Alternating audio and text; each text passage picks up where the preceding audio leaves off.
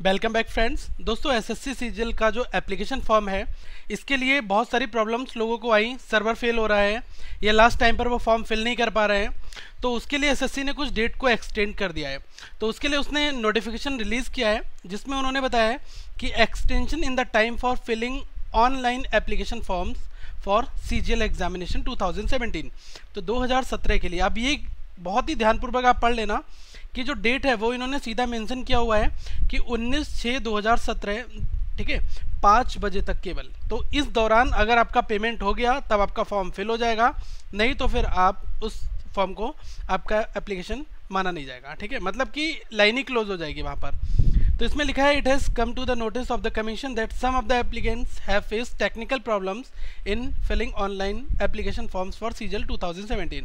तो इस वजह से ही इन्होंने ये किया है। दूसरे पॉइंट में इन्होंने बहुत इंपॉर्टेंट चीज़ लिखी है, जो लोग चालान फॉर्म फिल करा रहे हैं उनके लिए इन्होंने लिखा है, as regard payments made through challans it is inform that in those cases where challans have been generated by the applicants before 5 PM on 19th of June 2017।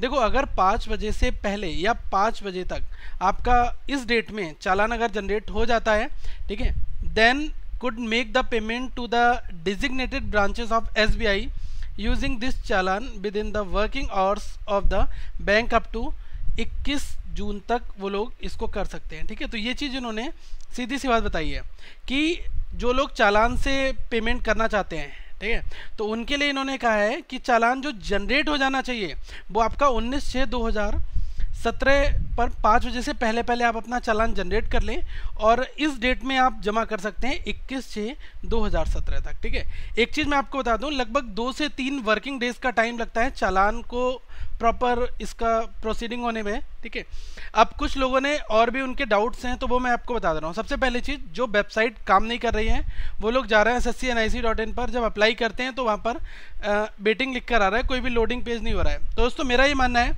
कि आप अभी बहुत सारे लोग एक साथ ट्राई कर रहे हैं, तो आप ऐसा करो, रात में ट्राई कर लो। अब देखो, फॉर्म तो आपको भरना है, 2-4 बार अटैम्प्ट तो आपको करना होगा। ऐसा करो, आप रात में लगभग 3 बजे या 4 बजे के टाइम पर मैं आपको बता रहा हूँ, आप ये ट्राई करके देख लो। ये दोस्तों आपका इससे काम हो जाएगा। ठीक है, क्योंकि वहाँ पर सर्वर पर लोड कम होगा और वह पेज आसानी से लैंड हो सकता है। ठीक है, तो ये चीज़ आप फॉलो कर लो।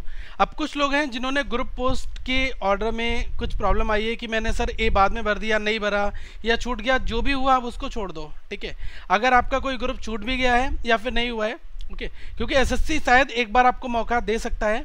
ओके, ये मैं शायद बोल रहा हूँ, कंफर्म 100% नहीं है, लेकिन अब जब आपका फॉर्म सबमिट हो चुका है तो आप कुछ नहीं कर सकते, इसमें टेंशन बिल्कुल मत लो। ओके, एक कैंडिडेट का क्वेश्चन आया था कि सर फॉर्म भरने के बाद एप्लीकेशन स्टेटस में एप्लीकेशन इज इनकम्प्लीट क्यों शो कर रहा है, प्लीज़ हेल्प मी। तो देखो, जब आपका एप्लीकेशन स्टेटस इनकम्प्लीट शो कर रहा है, इसका मतलब कहीं ना कहीं पर कोई इन्फॉर्मेशन जो है वो आपने फिल नहीं करी, तभी आप पेमेंट की जरूरत नहीं जा रहे हैं, या तो आपका पेमेंट फेल्ड हो गया है, इस वजह से आपका स्टेटस जो है इनकम्प्लीट शो कर रहा है। ध्यान रखना कि अगर आपका पेमेंट हो चुका है, ओके, और पेमेंट होने के बाद में आपके फॉर्म में पेड लिखा है लेकिन फिर भी डिटेल्स उन्होंने नहीं दी, आपका अमाउंट कट चुका है, तो वो थोड़े टाइम के बाद में अपडेट हो जाएगा, उसकी टेंशन आप मत लो। एक बंदे ने ये मुझे स्नैपशॉट भेजा था जीमेल पर, उसमें उन्होंने लिखा है कि मेरा रजिस्ट्रेशन फॉर्म जो है वो प्रोविजनली एक्सेप्टेड हो चुका है। तो इसका क्या मतलब है? देखो, मैं आपको एक चीज़ बता दूं, जो प्रोविजनली एक्सेप्टेड है वो उनका फॉर्म रेडी है और सब कुछ उनका फाइनल हो चुका है, कोई प्रॉब्लम नहीं है उनके फॉर्म में, क्योंकि अभी आपके डॉक्यूमेंट वेरिफिकेशन एसएससी नहीं करा रहा है ना, इस वजह से प्रोविजनली एक्सेप्टेड वहाँ पर लिखा होता है। ओके, एक चीज़ ध्यान रखना, जो blurred photo signature will be rejected. तो दोस्तों इतना सिग्नेचर आपका होना चाहिए कि वहाँ पर दिखना चाहिए। अब कुछ लोग कह रहे हैं कि सर जब मैंने सिग्नेचर अपलोड किया तब तो सिग्नेचर हमारा ठीक दिखा रहा था, लेकिन जब फॉर्म का प्रिंट आउट ले रहे हैं तब ब्लर्ड हो जा रहा है।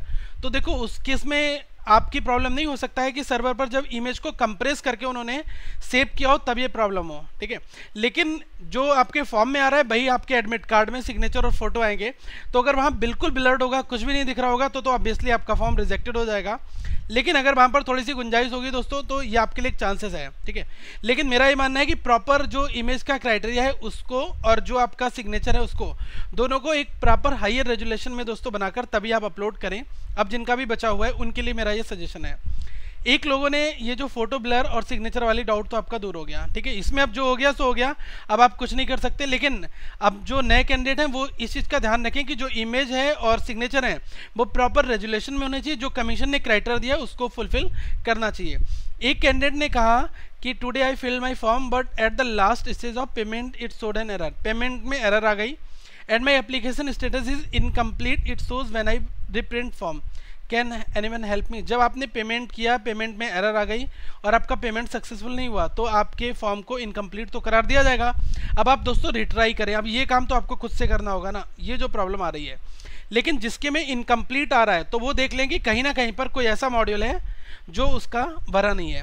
जिन चीज़ों में एस्ट्रिक लगा हुआ है उसको भरने बहुत ज़रूरी है, लेकिन जहाँ पर स्टार नहीं लगा हुआ है, ठीक है, जो मैंट्री फील्ड्स नहीं है उनको वो स्किप भी कर सकते हैं, वो तो ऑप्शनल है। ओके, अब एक ये डाउट था एक सर का, तो उन्होंने लिखा है कि I have filled all the details but after paying fee the payment success message was not displayed and after completion they showed me application is incomplete.